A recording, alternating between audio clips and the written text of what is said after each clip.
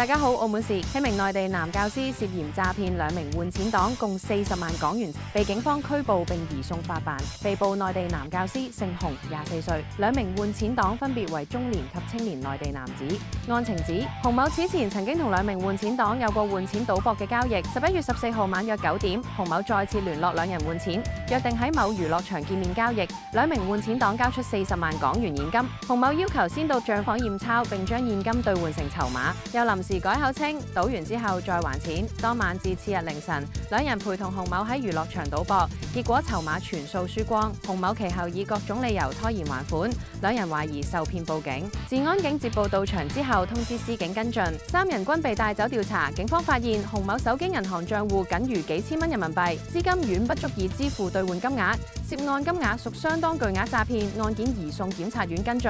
另外，2名換錢黨因為涉嫌經營為賭博的不法匯兌被另案處理。